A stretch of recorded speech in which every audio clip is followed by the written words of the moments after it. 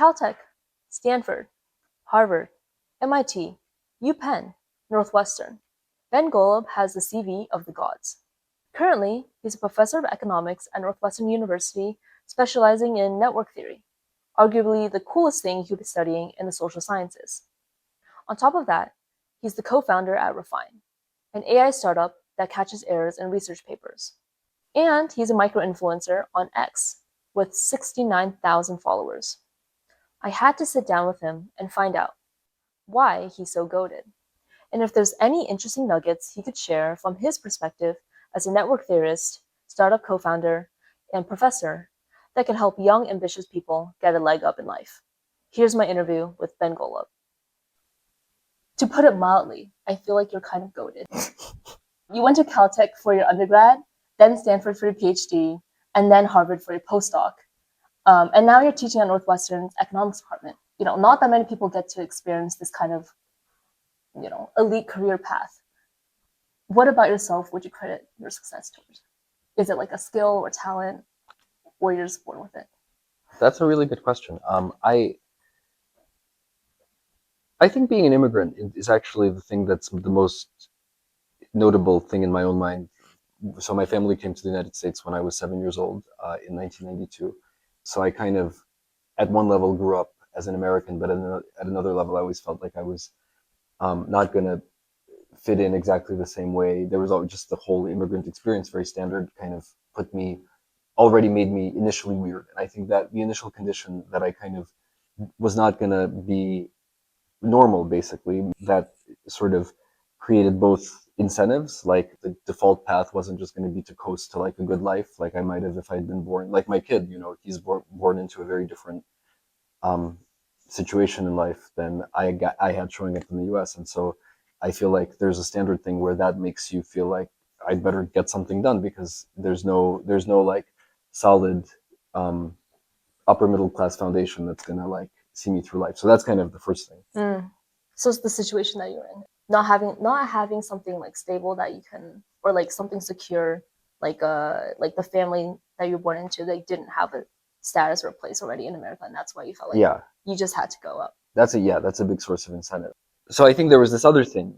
I felt like there's a standard path to being in good standing in high school, being popular, athletic, reasonably intelligent, but definitely not intellectual. Like there was no extra status benefit for getting super into some brainy activity. I think there are sort of two paths if you're ambitious. One is to be ambitious within the cultural constraints that are given to you, like try to be the all-around kind of kid in good standing.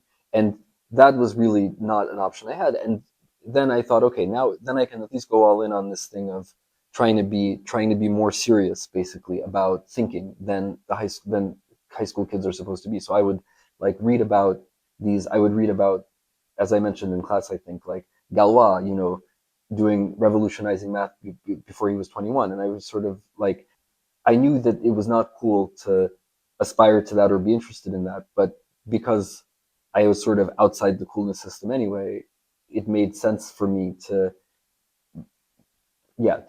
focus my ambitions in that kind of direction. I think the way American societies reward high schoolers now is that like you have to have a spike, and that's yes, and like the nerdiness is rewarded.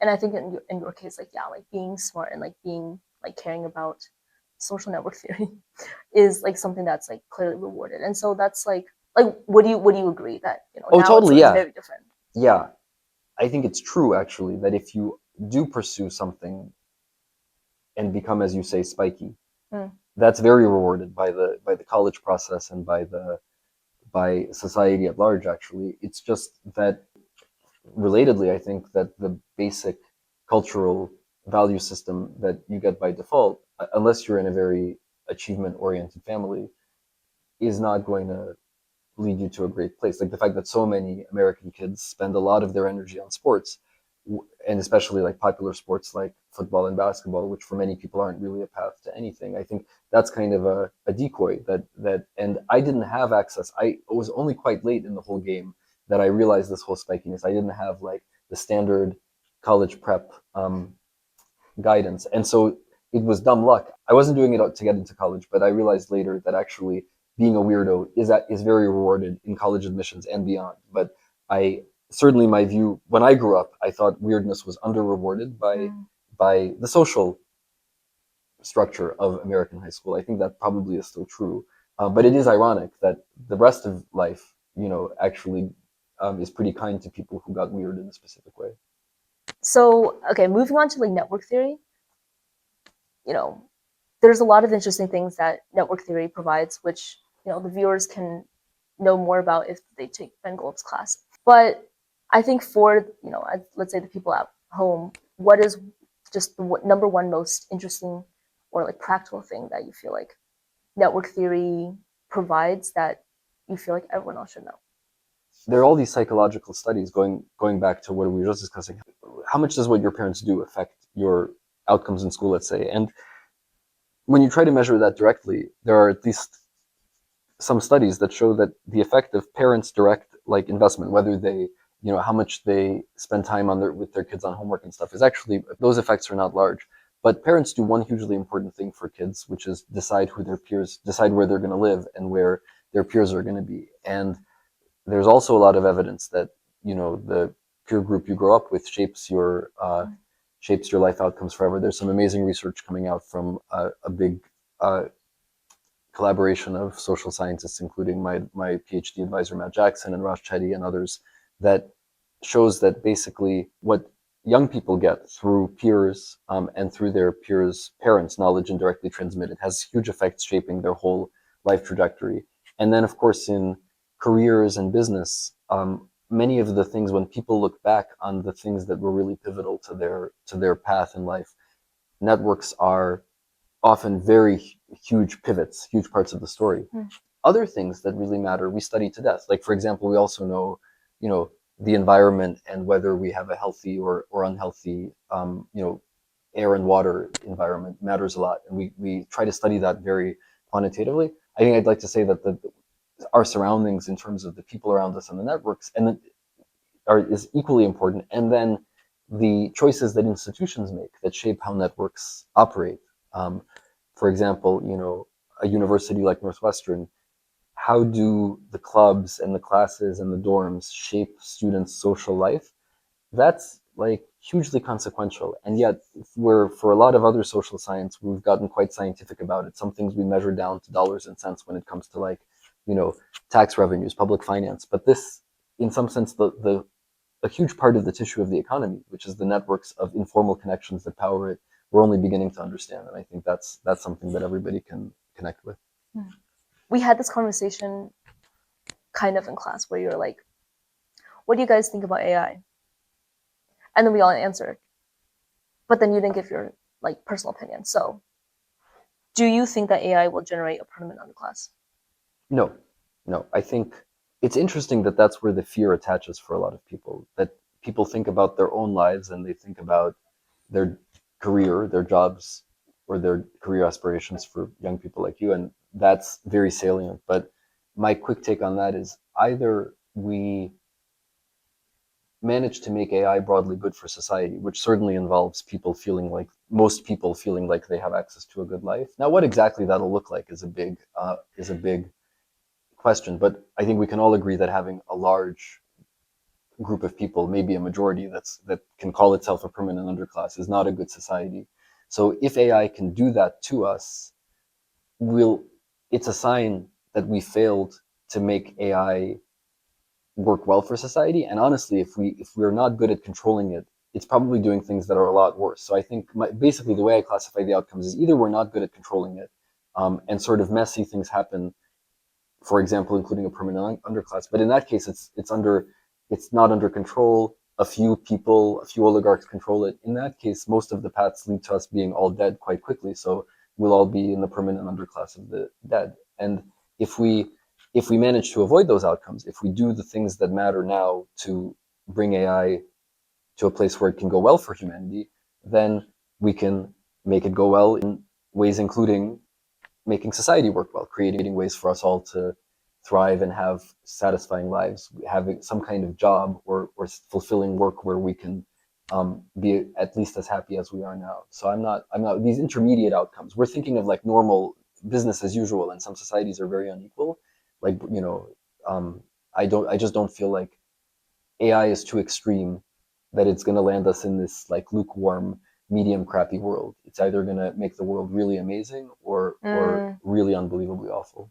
Related to harnessing the power of AI to make the world like a better place, or like a very much nicer world, you run Refine.Inc., which is a sort of AI peer review startup that reviews, like, catches errors in research articles. And I think institutions and like journals, they can both review research papers more rigorously and easily. Like, what is the status right now? Where do you want to take it? It sounds like you have like two lives, which is like one is like professor, research, and teaching, and the other is like tech bro. I'm starting an AI startup now.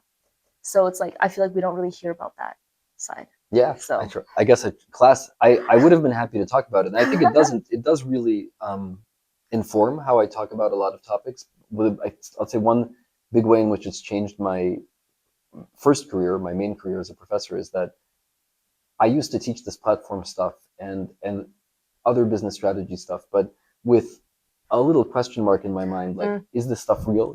And I think now that I've been doing it, it's kind of amazing to me just how relevant the issues that I've been studying academically are, and how helpful it is to me as an entrepreneur to know how to think about things like network effects, why some platforms succeed and others fail. That's what I spend my time doing.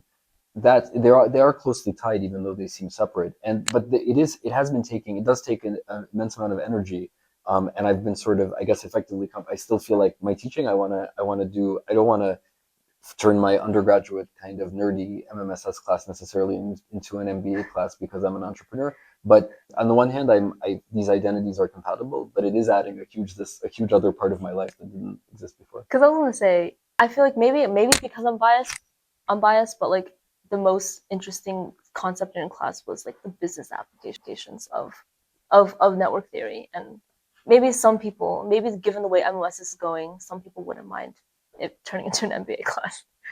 Yeah. because everyone's going to investment banking, consulting, I guess starting their own startups. Yeah. I can speak to this later. Like, that was just like to put it out there. But where do you like want to take it right now? Yeah. The startup. Yeah. Where are we? We've definitely proven viability. We're at a place where the product is being used quite actively in social science academia. It's become a brand that people trust for AI verification, as you said, for doing the best due diligence that you can do without hours and hours of expert human time.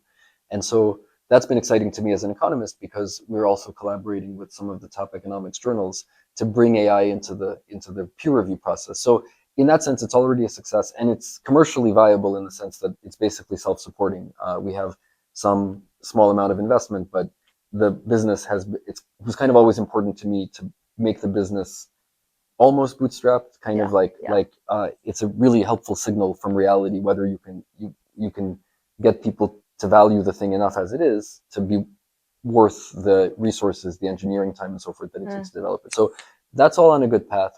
I think the prospects for this kind of company are very potentially big if we take it to certain places. Like, people are beginning to wake up to the power that AI has for science. I happen to believe that verification is some of the most actionable stuff right now. You see this big visions about AI making huge discoveries and revolutionizing science in that way. And that's huge and very valuable PR for the big labs, because obviously that makes for a very exciting New York Times story. AI settles 80-year-old conjecture. AI maybe soon wins a Nobel Prize or helps people win a Nobel Prize in physics. For me, there's also this day-to-day stuff. Is AI helping us run the day-to-day business of science better? And if we really push Refine to its full potential, it can become embedded in almost every step of scientific work, within, verifying things day to day as co-authors work on it, on a project, then verifying things before they circulate preprints, then verifying things before publication, and auditing research that's about to go into some kind of application like pharma or commerce application of some kind, right? So there's a huge amount of power for this tool to become kind of a part of infrastructure. And if we want to scale it, I think the decisions we're dealing with right now are, do we want to scale it now? To what magnitude? What is the most effective way to take this? The first step was just prove viability. In some sense, that's easy. You just have to beat zero. Now that you've gone from 0 to 1, there becomes much more of a steering challenge. So that's what we're thinking about now. Oh, I see. Steering challenge in terms of where you want to start. The tipping point. Yeah. What's the next? Tipping point you want to actually aim for. Right, because when we look at things that really took off, we studied this in class with Facebook. If you look at the overall curve, if you kind of zoom out, it looks like this huge exponential that just goes from 0 to very low to taking over, whatever it takes over in the end. But if you zoom in, that's usually a bunch of like individual kind of steps where, and so choosing how you're gonna navigate in terms of what to try to take over next, where to try to get a foothold and really become. So to be concrete, we've become a standard in social science reviewing. Now, it could be that other scientific disciplines are the next step, or it could be that some commercial application like hedge fund analysis is the next step, and you have to choose that. If we're successful, there will be another growth spurt which will dwarf the first one, but there's a decision to make where to navigate for that next growth spurt. Very true. Very applicable. So like you mentioned, you're married to Annie Liang, who's also another economics professor at Northwestern. How did you guys meet? A great example of the power of networks. The Cambridge, Massachusetts economics community is very well connected. So I went to a going away party for a friend who was moving out. Annie was they were roommates living in the same big house at the time, and so we spoke at a party. This was like many years before we started dating, but it was like weeks after I moved to Cambridge that we had our first conversation, I think. Do you feel mogged by your wife in the economics department? Yes, actually. I think it's, as you guys know from being in my MMSS class, I kind of value trying to be articulate and trying to speak in a way that is engaging. But Annie gives talks that are clearly better than mine. So that's been an adjustment, just like, because I always thought of myself as someone who could present research well, and actually in the entrepreneurship career, I have to pitch the company and I have to be compelling to people as a representative of the company. She's a role model for me. I feel mogged on the speaking dimension, but I think the key, but really what I've been trying to do a lot more, and what I hope I'm doing a better job of conveying to my students, is that you can always think more clearly. And I find that a big, like, we were just talking about this yesterday, that like clear, lucid thinking to the simplest, clearest version of an idea is a huge part of how Annie approaches things. And I'm a little more, as those of you who experience some of my the scheduling aspects of my class and so forth, you know that I'm a little more comfortable with chaos. But I think that the other way in which I feel mogged by Annie is just like she really harnesses the power of order in how she thinks. And then I find that when I apply that, and especially for honestly, this is more important for business than academia, because in academia we have a lot of, it's intended to, in a way, be a big tent to accommodate all sorts of creatures, chaotic creatures, autistic creatures, bring everyone, just as long as they have good thoughts, great. But business, I think the commercial world is more unforgiving, and you have a set amount of resources, and the most you can do with them, it really counts how much you can do with them. And I feel like being able to really simplify away a lot of the clutter and think clearly about what we need to do next, what we need to achieve, what's the simplest critical path to get there without any detours, that is a huge business asset. And actually, I think it's been a much bigger part of my thinking as I've been working on the company, and that's something that I also learned from Annie. Has there ever been thought or conversation about working together on Refine.ing? It's interesting. Annie's an advisor. I mean, and just because obviously we talk about everything, and she's the best part of the story is that Refine actually exists because of her. That when my co-founder Jan and I were playing around with early prototypes before AI could really think about research of the type that she or I do, it could already help with writing and expositing just making writing better. But rewrite this paragraph has never been a particularly, even today, it doesn't get you great results. And so my co-founder and I built little prototypes that could help rewrite things basically technical exposition, rewrite them in a more compelling way. And then I brought a sample to Annie on one of her own articles. We were looking for anyone who would test, and I just handed her in the morning. She was having coffee or something. I said, "Take a look at this," and she leafed through her own paper, and she's like, "This is good. Other people might use this. You could commercialize this." And I was like, and I think as people who have done some kind of startup recognize that moment when you first realize you have something that might be of value beyond just you or whoever were your partners in messing around. That's a huge moment, and I'll always remember that conversation. She wasn't just saying it just because like you're married, right? She was like she meant it like. One thing I know from being married to her is that I don't get a lot of undeserved praise. This is time for you to promote things. What would you like to promote? Eigenvectors. I'd like to promote eigenvalues and eigenvectors. A linear operator to a linear operator, you can associate a list of numbers called its eigenvalues. It has to be a linear operator from V to V, so a square matrix. You can associate some numbers called eigenvalues, and they're very important numbers. They help you understand many of the things you'd like to know about that matrix, and I think everybody should find an eigenvalue and make friends with it. It's almost as rewarding as getting a dog. So that's one message I want to send to the community. Anything else? You have two things to promote. One is eigenvectors. Or I think we've promoted refine quite enough, right? So yeah. What else can I promote? Oh, I was going to say I put refine.inc, MMSS program, go into academia and follow your X account. Yeah. Oh yeah, I could promote. Don't follow my X account.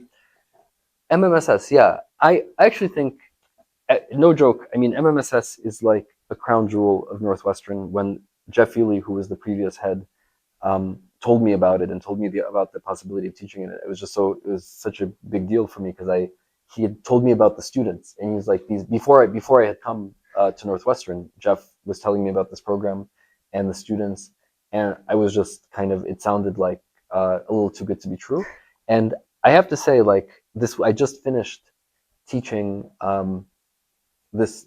I just finished the last sessions of this year's class, and I was thinking to myself, unlike my colleagues at other universities who complain about students being fairly disengaged or trying to punt all their work off onto AI, like the MMSS students, I found if you give, you're all very achievement oriented. So if you give people the right incentives and reasonably interesting material, the amount of engagement that I'm getting and the amount of good conversations is higher than at any point in my teaching career so far. And I think we can really, at its best, MMSS can give the liberal arts experience where like you're closely interacting with professors who really care, but who also know you and who can really talk about the material directly with you. I think that's kind of like a special, it's been my favorite teaching so far. So I hope that if the students are having anywhere near as good an experience, I feel like MMSS is a pretty good thing to promote. Certainly it is, Professor. Well, it might be too late for some of us to sweep all of the T10 universities on our resumes. Ben Golub's career does give us hope that we do have time to do all the things we've ever wanted to do, especially the micro-influencer part.